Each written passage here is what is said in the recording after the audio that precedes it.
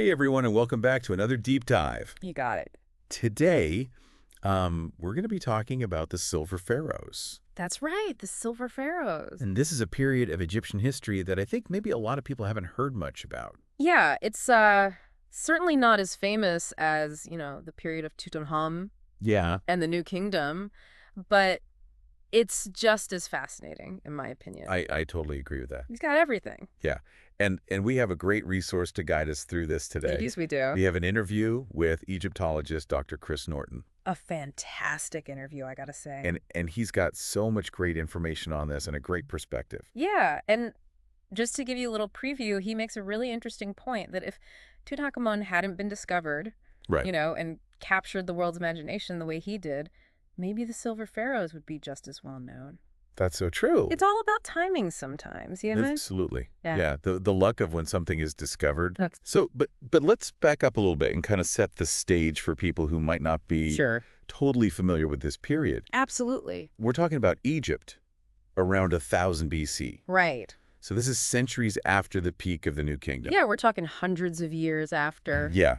Yeah, so all those famous pharaohs like Ramses II. Yeah, exactly. You know, that period that everybody thinks of when they think of ancient Egypt. Right, all the big names. That's long gone by this point. Yeah. And now we have a new dynasty. A new dynasty. The 21st dynasty, and they're ruling from a new capital in the Nile Delta, They sure are. a place called Tanis. Tanis. Now, this shift in power is really important, I think. It is. It's crucial. To understand. Understanding the Silver Pharaohs, yeah. Yeah, because they're facing a very different political landscape Oh, absolutely. than their predecessors. Than their predecessors.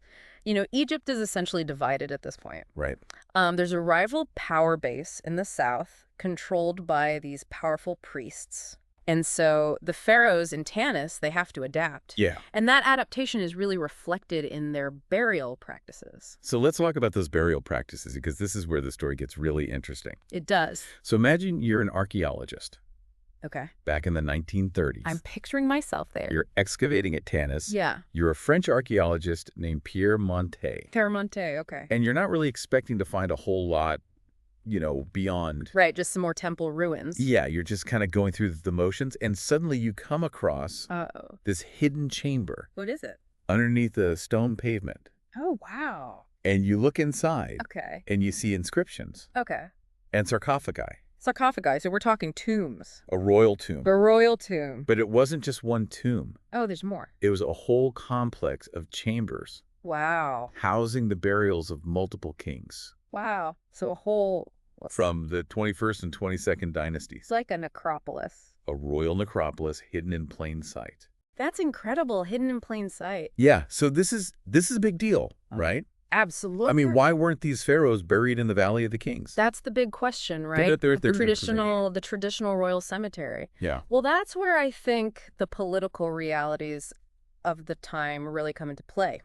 Remember, Egypt is divided. Okay. The Valley of the Kings is in the south. Right. It's controlled by those rival priests we were talking about. Uh-huh. These pharaohs who are ruling from the north. Yeah.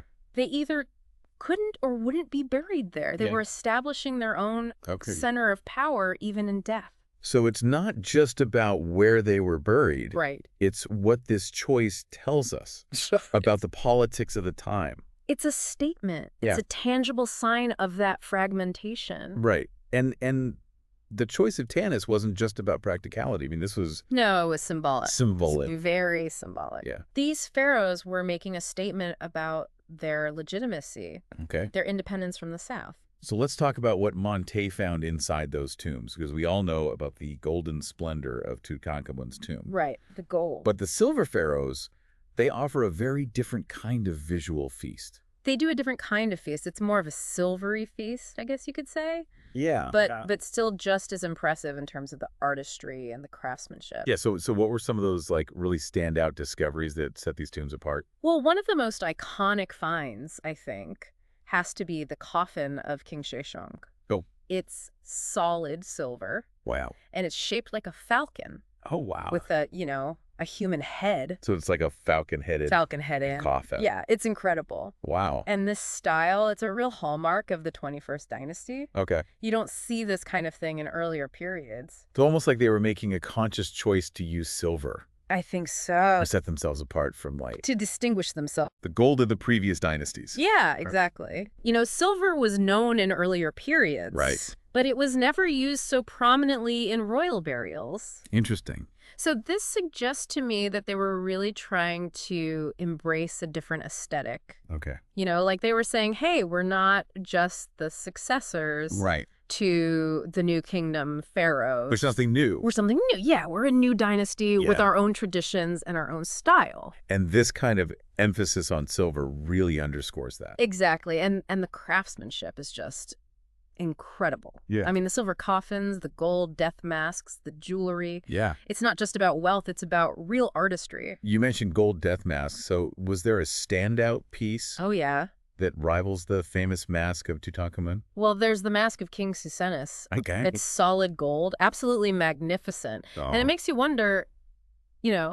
if Susenna's mask had been discovered first, Right. would it be the one that everybody knows That's so interesting. instead of Tutankhamun's, Yeah, because it's really all about the timing sometimes, isn't it? It really is. Yeah, the when of a discovery can be just as important as the what. Absolutely. But let's move beyond just the sparkle of the gold and the silver. Yeah. These tombs are more than just, treasure troves. They are.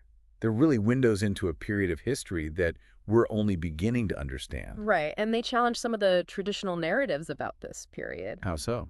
Well, the third intermediate period, which is the era that follows the New Kingdom, Okay. it's often depicted as a time of decline. Like a falling apart, kind of? Yeah, fragmentation, weakness. Yeah.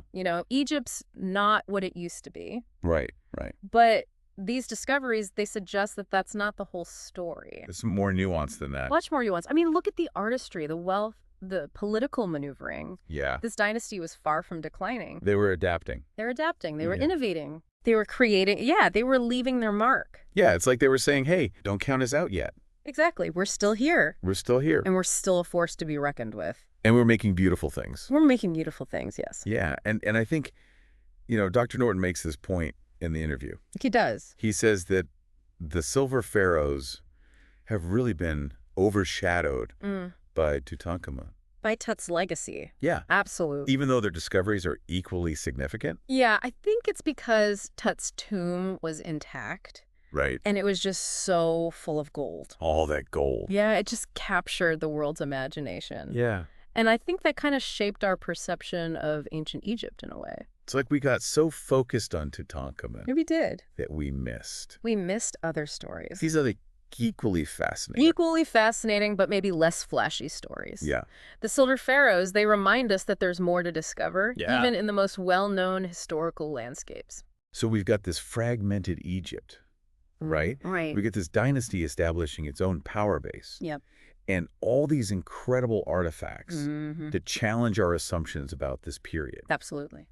But what does this all mean for us? Good question. Why should we care about these silver pharaohs? Why should we care? I think for me, it's that they offer a fresh perspective. Yeah.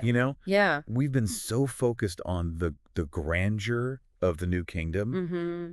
that we've kind of overlooked these other chapters Right. of Egyptian history. Yeah. And these chapters are all about adaptation and resilience. Exactly. I mean, the Silver Pharaohs, they were resourceful, Yeah. innovative. They were determined Yeah. to make their mark. And they did. They did. And their story, I think, challenges us to rethink Okay. our assumptions about what makes a civilization Okay. successful or powerful. Yeah. And it reminds us that history is full of surprises. Oh, absolutely. You think you've got a grasp on something, Mm-hmm. and then And then boom. a new discovery pops up, and you got to Yeah. rethink everything. Rethink everything. Exactly. And that's what makes studying history Yeah. so exciting. It's not static. No, it's dynamic. It's always changing. Always changing. Yeah. Constantly uncovering new evidence. Right. Reinterpreting the past. Yeah. So zooming out a bit, Okay. what are some of the broader lessons, Big picture. that we can take away from the Silver Pharaohs? Well, I think one of the biggest ones is that there's always more to learn. Okay. Even in areas that we think we know really well, Yeah. like ancient Egypt, Right. the Silver Pharaohs, they encourage us to question our assumptions. To be open to new perspectives. You be open to new perspectives, yeah. Yeah. And to appreciate the complexity Of the past. of the past, absolutely. It's a call to action, I think. I agree. To keep To exploring, keep learning. to never stop learning. Yeah, to embrace that curiosity. Yeah. And I think most importantly, the Silver Pharaohs remind us that history isn't just about Right. kings and queens and battles. Yeah. It's about people, people, their stories, their struggles, their triumphs. their triumphs, exactly. And those stories are everywhere.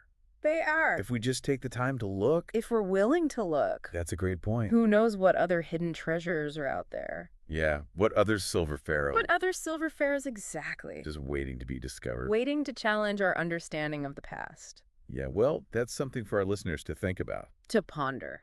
Thanks for joining us on this deep dive into the world of the Silver Pharaohs. It's been a pleasure. And we hope you'll continue to explore this fascinating period I hope so. of Egyptian history.